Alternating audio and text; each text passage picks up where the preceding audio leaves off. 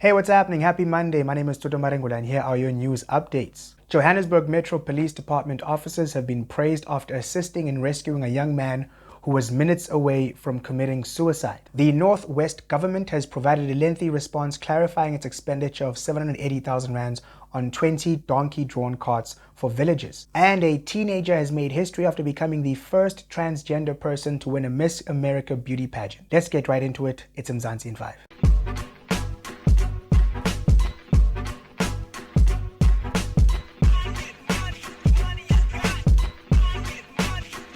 Let's start off with New Hampshire in the US, where 19-year-old Brian Wynn has made history by becoming the first transgender person to win a Miss America organization beauty pageant. Brian was crowned Miss Greater Dairy 2023 last Sunday, winning both a title and a college scholarship. And once again, I lean left on most social issues. I might be conservative about a few things, but ultimately I am a comic.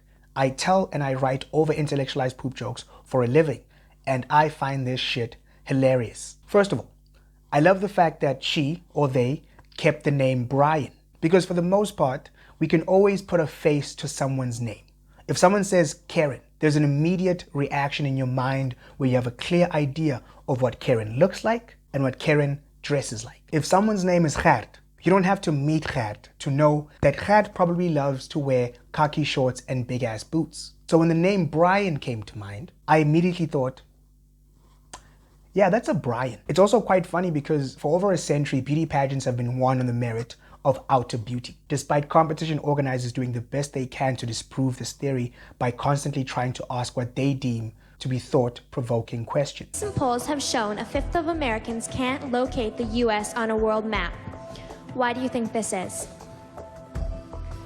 I personally believe that U.S. Americans are unable to do so because some people out there in our nation don't have maps, and I believe that our education, like such as in South Africa and the Iraq, everywhere like such as, and I believe that they should, our education over here in the U.S. should help the U.S. or should help South Africa and should help the Iraq and the Asian countries. But I have to say, liberals, we've come to this uncanny valley where in the pursuit of inclusivity and acceptance, we've begun socializing aspects of human genealogy as if they're attainable by everyone. I will never be able to play in the NBA because no matter how hard I work or how hard I try, I'll never be 6'8". This is a beauty pageant, with the keyword being beauty.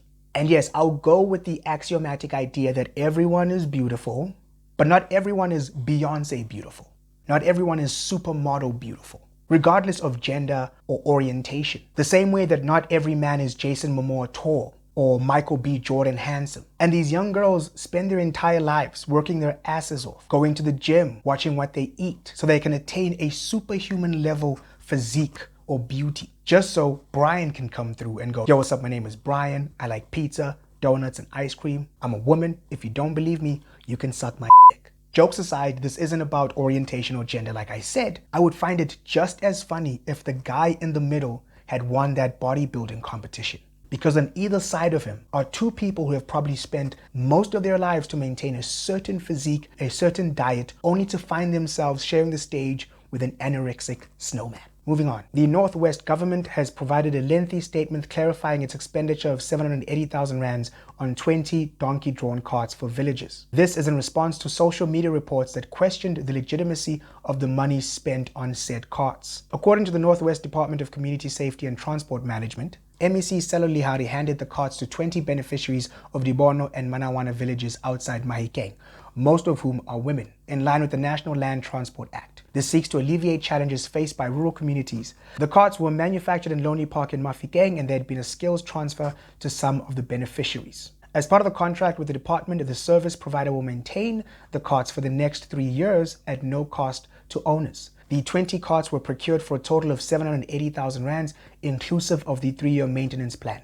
The 2-seater is 32,500 rands and the 4-seater is 45,500 rands. The department even promised to provide proof of these figures for members of the public who wanted to verify this information. And I can't help but be happy about this, because here we have a government institution that's been taken to task by the public, and rightfully so, it's taxpayer money, but they've been candid and transparent enough to keep the receipts as proof. Now, if only the other 77% of our departments would follow suit. And finally, Johannesburg Metro Police officers have rescued a young man who was minutes away from jumping off a building in the Central Business District. JMPD spokesperson Olani Fihla said on Thursday, whilst on patrol, officers heard people screaming at the corner of Grace and Lillian Ngoyi Street. He added, upon close observation, officers noticed a young man on a ledge on top of a building attempting to jump. The officers rushed to the top of the building to plead with the gentleman not to jump, and after contacting his sister and a pastor, he eventually descended from the ledge, and he is currently receiving the necessary mental health treatment. Yeah, man, kudos to those police officers. And the suicide crisis line is here if you need it. And there you go, a little positivity to get your week going. Transparent government spending that benefits citizens, and police officers that saved a life. Thank you so much for watching. My name is Tutu Marengula. This has been Mzansi in 5.